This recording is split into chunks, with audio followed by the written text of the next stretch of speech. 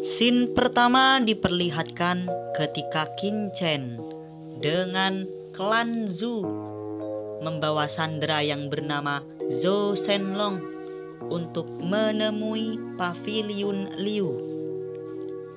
Dia menyuruh Zhou Shenlong untuk mengaku.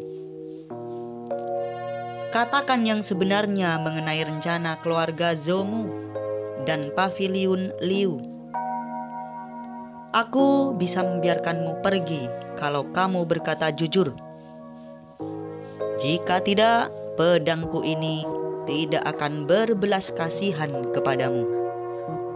Zhou Shenlong berkata, Aku katakan. Di samping, Tuan Liu akhirnya berkomentar, cari mati. Mendengar kata-kata itu, Liu Cheng menyuruh anak buahnya untuk mundur. Kemudian Tuan Liu Cheng dengan sigapnya menyerang ke arah Qin Chen. Tapi hanya dengan tebasan pedangnya, Qin Chen berhasil membuat Tuan Liu tersungkur di belakang. Kemudian Tuan Liu pun menyuruh anak buahnya untuk menyerang Qin Chen bersama-sama. Tapi dengan kekuatan pedang yang mengesankan yang dimiliki Qin Chen, ketiga orang tersebut akhirnya tersungkur dengan seteguk batuk darah keluar dari mulutnya. Melihat adegan ini, para penonton berkomentar, "Ya Tuhan, dari mana monster itu berasal?" Tak putus asa, ketiga orang menyerang kembali Qin Chen. Dengan tinju 1000 bayangan, ketiganya tersungkur kembali dan menelan banyak sekali darah keluar dari mulutnya. Kemudian Tuan Liu akhirnya berkata, "Siap." Kemudian mengeluarkan jarum racun untuk membunuh saksi yang bernama Zhou Shenlong. Tapi dengan sigapnya, Qin Chen menebas jarum tersebut dan berkata, "Tuan Liu sangat ingin membunuhnya ya? Mungkinkah takut rencanamu terungkap?" Melihat adegan ini, para penonton berkomentar, "Jangan-jangan keluarga Zhou dan paviliun Liu benar-benar memiliki rencana jahat. Jika tidak, Tuan Liu tidak akan segegabah itu. Kenapa begitu terburu-buru untuk membunuh Zhou Shenlong?" Kemudian Zhou Shenlong akhirnya berkata, "Racun yang ada di dalam tubuh Patriark Zhou, Liu Cheng lah yang memberikannya kepada keluarga Zhou kami. Dia juga membohongi keluarga Zhou untuk menemukan kadal air mata 3. Mengatakan setelah rencananya selesai, dia akan membagikan kekayaan keluarga Zhou dengan keluarga Zhouku." Mendengar ini, penonton bersorak, "Apa? Ternyata benar." Qin Chen menambahkan, "Obat yang ada di tanganku ini adalah bukti fisiknya. Ini obat yang diberikan Liu Cheng, yang dapat digunakan untuk melemahkan kadal air mata 3. Tapi sebenarnya hanya ramuan untuk menarik binatang." Mendengar kata-kata Qin Chen, penonton berkata, "Bagus. Tidak heran saat kami memasuki pegunungan Xuanzong, langsung bertemu dengan binatang darah tingkat surgawi. Ternyata ini rencana Liu Cheng. Terlalu hina. Mereka yang datang untuk berobat harus menyelesaikan tugas, sedangkan tugas tersebut disebabkan oleh Liu Cheng sendiri. Kecuali tim ekspedisi Quan Feng, suruhan dari Liu Cheng.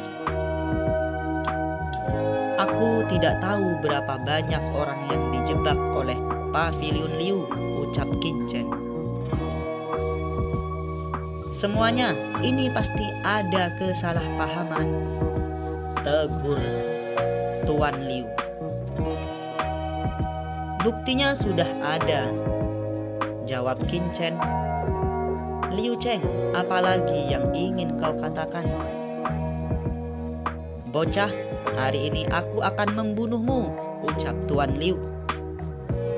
Kau sudah hampir mati, masih berani mengancamku, ucap Qin Chen.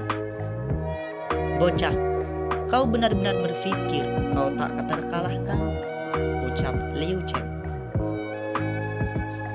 Kemudian Tuan Liu Cheng pun mengeluarkan jurus andalannya berbentuk formasi untuk mengikat Qin Chen. Bocah tengik, berani mengacau di pavilion Liuku. Hari ini kau harus mati, ucap Tuan Liu.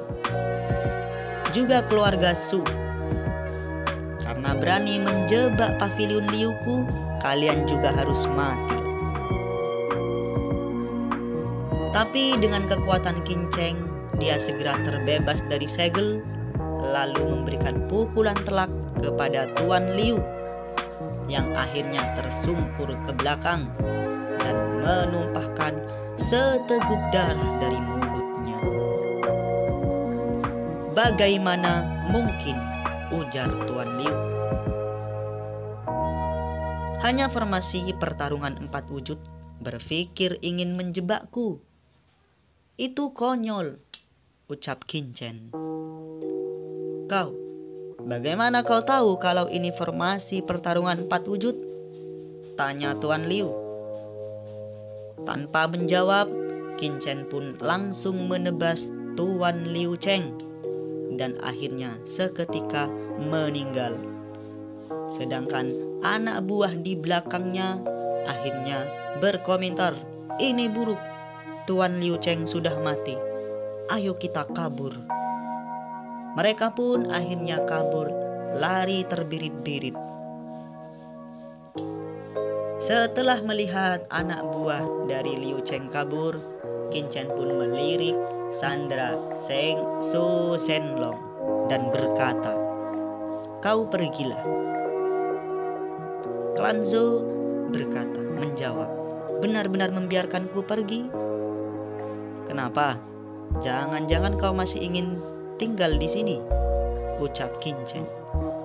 Tidak, pergi, aku akan pergi, ucap Zhou Shenlong.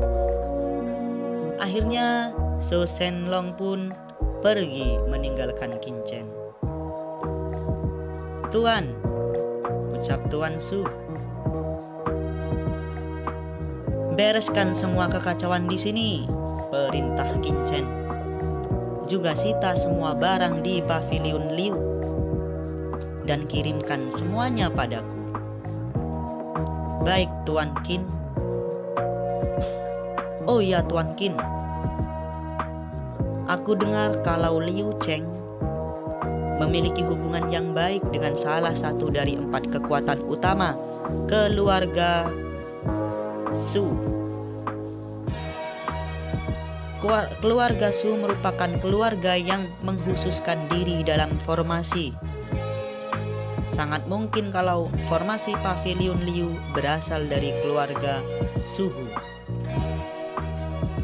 Jika keluarga Suhu mengetahui berita di sini, mungkin mereka akan datang ke sini. Kita harus berhati-hati. Jangan khawatir, aku tahu, ucap Qin Chen.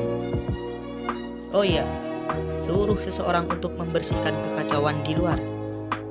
Aku ingin membuka kembali tempat ini. Tuan, ingin mengambil alih pavilion Liu? tanya klan Su. Ini bukan pavilion Liu lagi, melainkan pavilion Pil pertama, ucap Qin Chen.